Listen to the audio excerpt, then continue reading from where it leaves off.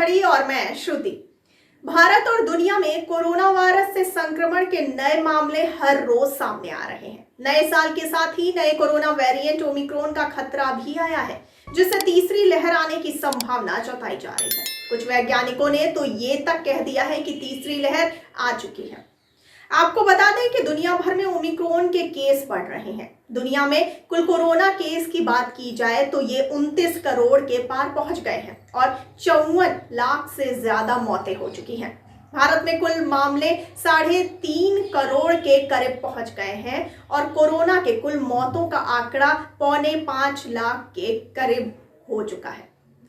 देश में अगर बात की जाए तो कुल 3,49,30,000 से ज्यादा केस हैं। इनमें एक्टिव मरीजों की संख्या 1,52,801 है। वहीं इलाज के बाद संक्रमण से ठीक हो चुके लोगों की संख्या 3,42,84,561 है। अब तक कुल 4,81,970 मौतें देश में कोरोना से हुई हैं। दुनिया के दूसरे देशों से भारत की तुलना की जाए तो कोरोना प्रभावित देशों की सूची में भारत दूसरे नंबर पर पहुंच गया है। सिर्फ अमेरिका में ही भारत से ज्यादा मामले हैं। सबसे पहले तो आइए ये जानते हैं कि किन बातों पर निर्भर करेगी केस में बढ़ोतरी। आपको बता दें कि विद्यासागर ने कहा है कि सीरो सर्वे के अनुसार आबादी का बहुत छोटा हिस्सा बचा है जो डेल्टा वेरिएंट के संपर्क में नहीं आया है। ऐसे में तीसरी लहर दूसरी लहर जितनी खतरनाक नहीं होगी। इसके अलावा पुराने अनुभवों को देखते हुए देश ने अपनी क्षमताओं में भी इजाफा कर लिया है। ऐसे उम्मीद है कि नई चुनौती से निपटा जा सकेगा। आईआईटी के प्रोफेसर विद्यासागर ने यह भी कहा है कि केस में बढ़ोतरी 2 बातों पर निर्भर करेगी। इन दोनों बातों का जवाब अभी मौजूद नहीं है, लेकिन ये 2 बातें हैं। पहला, ओमिक्रॉन किस हद तक उस नेचुरल इम्यूनिटी को बाईपास करता है जो डेल्टा के संपर्क में आने से हासिल हुई है। दूसरा, यह वैक्सीनेशन से प्राप्त इम्यूनिटी को कितना बाईपास करता है। इन दोनों बातों का जवाब ना होने के कारण कई तरह की संभावनाएं बन रही हैं। वहीं दूसरी ओर ये भी कहा जा रहा है कि तीसरी लहर और भी ज्यादा शक्तिशाली होने वाली है। और आइए अब जानते हैं कि डेल्टा के मुकाबले ओमिक्रॉन क्यों कम खतरनाक है।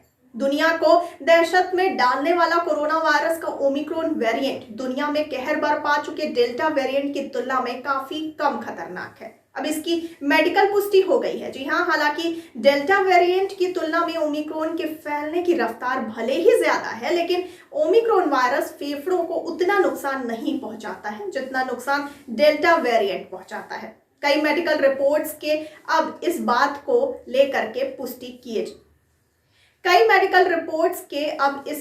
पुष्टि हो चुकी है। और आइए अब बात कर लेते हैं सरकारी नीतियों के बारे में। आपको बता दें कि भारत की राष्ट्रीय स्वास्थ्य नीति की घोषणा 2017 में की गई थी, जिसमें 2025 तक स्वास्थ्य पर सरकार का खर्च कुल जीडीपी के 2.5% तक बढ़ाने का प्रस्ताव दिया गया था, लेकिन उसके बाद से इस मद में बेहद कम बढ़ोतरी देखी गई है। वहीं 2022 के वित्त वर्ष के अंत तक जीडीपी का 1.3% ही खर्च करने का लक्ष्य रखा गया है और यह साफ तौर से लक्ष्य को पूरा करते हुए नहीं दिख रहा है।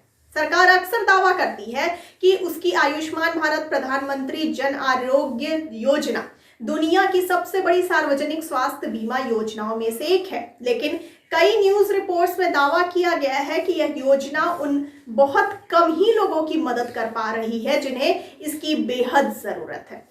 वहीं दूसरी ओर अगर बात की जाए तो ओमिक्रॉन के बढ़ते खतरे के बीच प्रधानमंत्री नरेंद्र मोदी ने 25 दिसंबर की रात 10 बजे राष्ट्र के नाम संबोधन में कहा था कि 3 जनवरी से 15 साल से ऊपर के बच्चों को भी टीका लग सकेगा। उन्होंने ये भी ऐलान किया कि स्वास्थ्य कार्यकर्ताओं, अग्रिम पंक्ति के कार्मिकों और 60 साल से अधिक उम्र के बीमार लोगों को टीके की एक और एहतियाती खुराक दी जाएगी।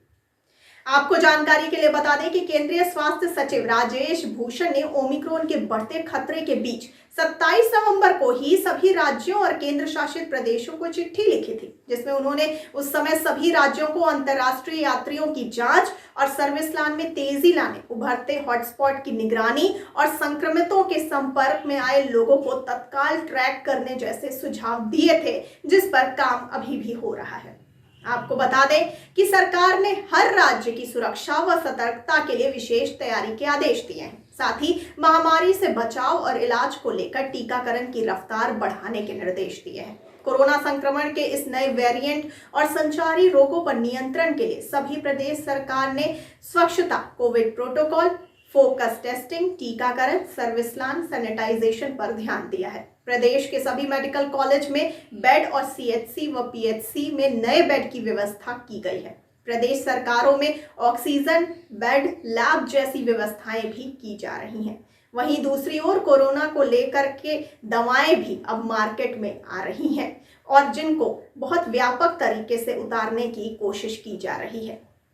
तो आपको इस पूरी जानकारी पर क्या कहना है? अपनी राय और प्रतिक्रिया हम तक जरूर पहुंचाइए और साथ ही साथ हमारे चैनल को ऐसे ही लाइक, सब्सक्राइब और शेयर करना बिल्कुल ना भूलिए और मुझे दीजिए इजाजत। धन्यवाद।